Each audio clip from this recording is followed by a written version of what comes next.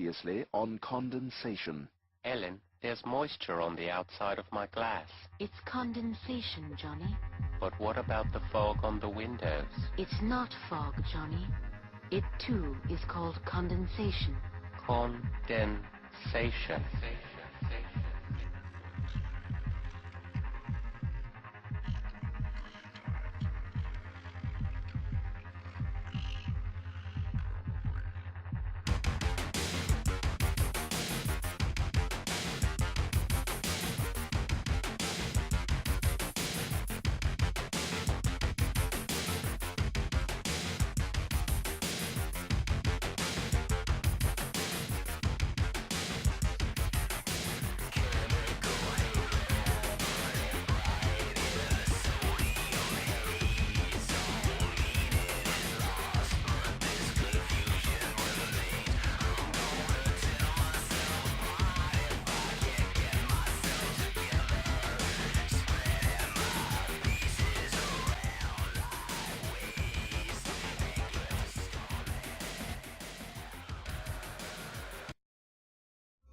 Okay, imagine a car that's got electric motors in every wheel, an onboard source to generate electricity, no mechanical linkages whatsoever, and a fuel more prominent than any element in the universe, with drinkable water as an exhaust.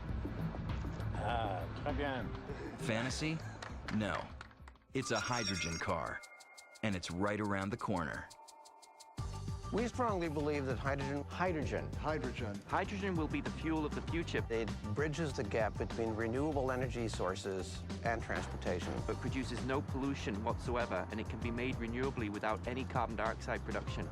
Hydrogen is the most abundant element in the universe. About 92% of the universe is made up of hydrogen. I am Chris Baroni-Bird, and this is my testimony about the future. We have abundant sources in the form of water and in the form of hydrocarbons that are under the ground, as well as in the form of grasses and trees above ground. Well, as we all know from our chemistry classes, water is made up of 2 hydrogens and 1 oxygen, H2O. And in order to separate the two, we need to perform electrolysis. The gas production starts instantly. What this process does is it takes that molecule and splits it down the middle into its component parts, the hydrogen and the oxygen.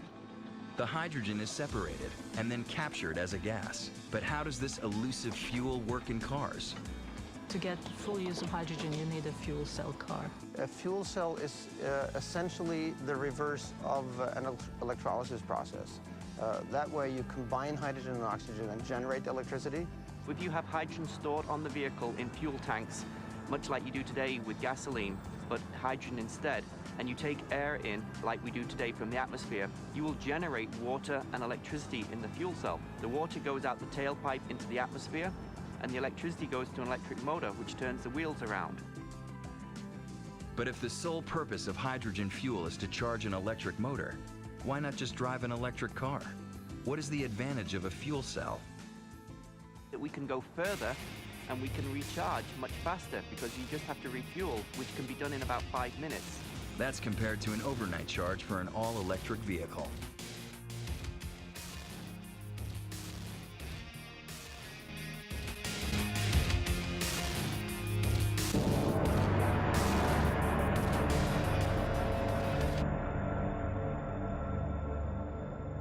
This time, everything had worked to plan.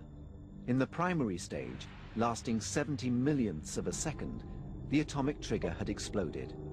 A huge flux of X-rays then poured out, causing the secondary reaction, the fusion of hydrogen, and the release of vast amounts of energy.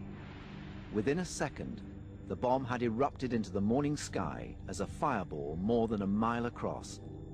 At last, this was the successful H-bomb test that the government had craved.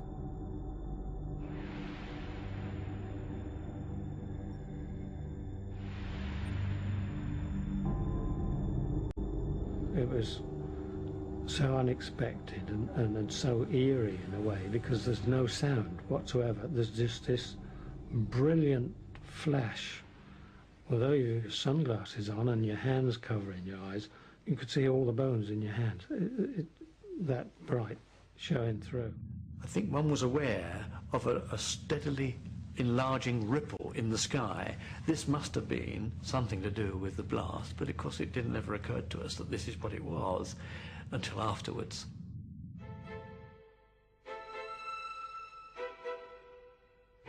The scientists worked out that the Grapple-X test had achieved the largest yield yet, 1.8 megatons, and that it had been brought about by a thermonuclear reaction.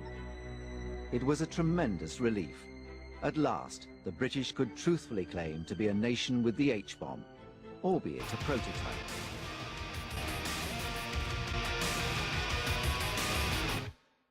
Condensation.